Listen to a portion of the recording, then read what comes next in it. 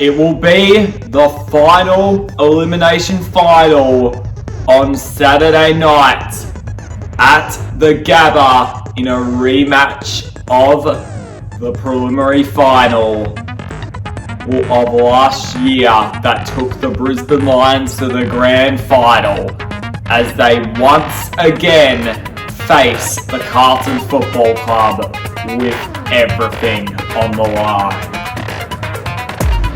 Now, getting into overall statistics during this game, this will actually be the 7th meeting between these two sides since 2001 in a finals game. So yeah, these two sides know each other like the back of their hand at the moment, and every time they're up and about, the other seems to be up and about with them, which is very, very interesting to see. And they've been very much pitted against each other for a lot of their history. We know what happened in the opening round of the season. Harry Mackay kicking that amazing clutch game-winning shot to ignite Carlton's season. But now it goes on the line again in a much more serious way. And if the Blues want revenge after barely sneaking into the 8 for the preliminary final, they will need to get this done tonight, on Saturday night. Going into the overall matchups for the Lions, their midfield is one of the most stacked in the competition, with Lachie Neale, Josh Dunkley, Will Ashcroft leading the charge, getting Hugh McCluggage as well, getting so much strong possession, and Oscar McInerney, one of the most underrated ruckmen in the game, at their charge. It is so hard to beat them at the coalface, and they are strong at getting and just pulverizing so many teams in said coalface. In the defense, it's led by Harris Andrews, who a lot of people have said genuinely looks like me. In the comment section, could you genuinely paraphrase that and double check that? That'd be really interesting to see if that's actually any true or not.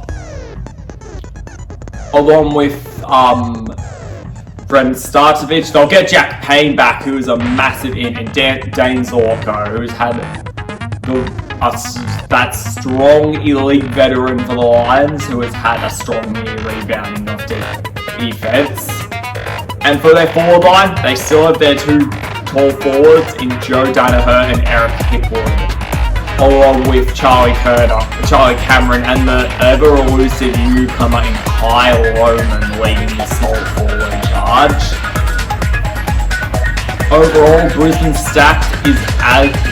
list is as stacked as ever, even with some brutal injuries that they've felt throughout the year. They've just used that to blood new youngsters for this finals push, with obviously Kyle Lohman being the biggest example of this.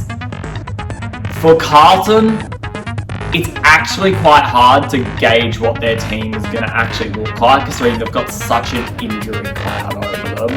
And they say a few players coming back, then another big reporter, Tom Morris, reports that they won't be playing, so it's I don't know what to believe. I genuinely don't know what to believe with Carlton, but this is my best bet of what their team will look like. In the midfield, I don't think Tom De Koning will play. That's my gut feeling. I don't feel like it'll be Tom De Koning, despite people saying that he could come back. I feel like Mark Pinette will be in the ruck. And in the midfield, you have Cripps, Walsh, Shearer, Kearney, all pulverizing at the whole face. The big two of this midfield who can clearly get it done is Cripps and Walsh, who are just pulverizing and just brutal with the football. In the defensive end, Adam Sard and Jacob Wiedering, who finally got his All-Australian jacket, will be leading the charge. And and will be faced with a tough, hard job to have to stop the Lions forward line. And with Carlton's forward line, this is another quick, interesting dilemma that they are facing. Because there's reports that Charlie Curnow will play, but then you hear someone else and it's like, no, he won't play. My guess is that Harry Mackay will play, but I don't think Charlie Curnow is going to get up for this. That's my guess. They'll get Mackay back, but I don't think they'll get Curnow back. That's just what I feel like is the general move at the moment. And their small forwards, still rules are with Akers, who we know is just clutch in finals. We know you can find the goals in finals.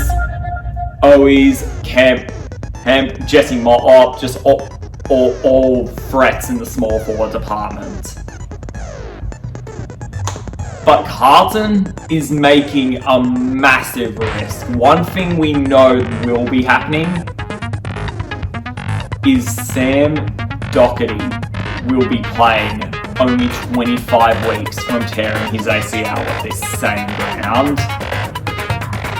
This is an insane risk. I thought it was good when all the guys come back, but from what I'm hearing, he's one of the only players they're getting back, and now I'm really wondering if this is the right move to find Michael Wallace.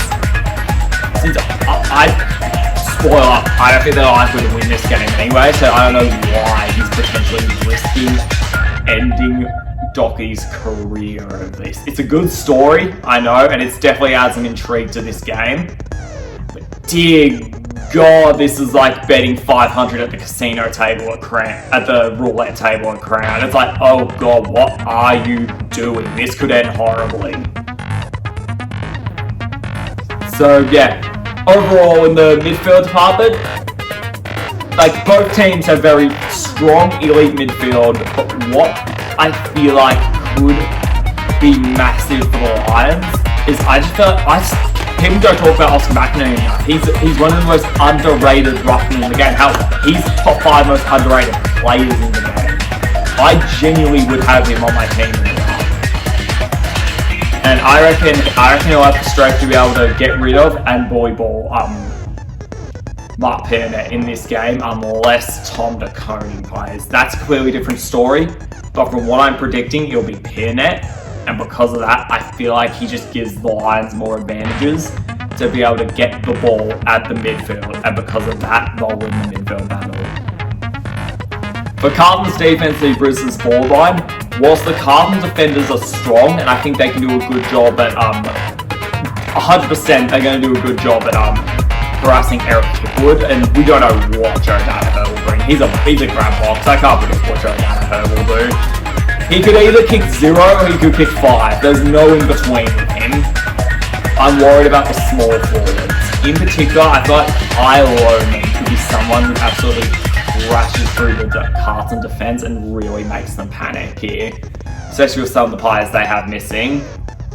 And one more thing with the Carlton defense. George Hewitt might tag Lachie Neale, and he's the obvious choice to tag Lachie Neale. It'll be interesting who Shin Cotter goes to, who's done the tagging role quite a lot throughout the season.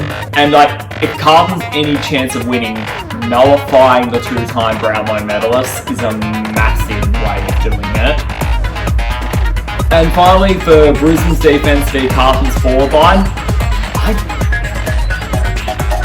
I think there's a chance that Carlton's smalls could wreak havoc, but I think Brisbane's defense will be able to definitely keep the high in check, and I reckon they can keep the small pressure up, as I don't think Carlton's smalls are as good as Brisbane's smalls, and missing Curnow really helps.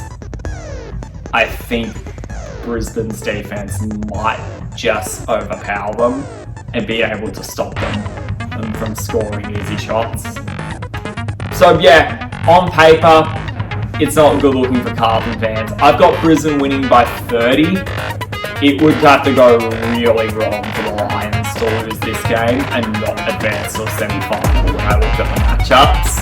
Because Carlton's just, I think, too much soldiers might be missing for them. But if they do bring the team in that some people have reported they're bringing, it's a different story. But from what I've heard, that will be what's happening. I think because that Lions will be way too strong. But anyway, let me know who you think will win this game, and that's all previews done. Hope you enjoy the first week of the finals.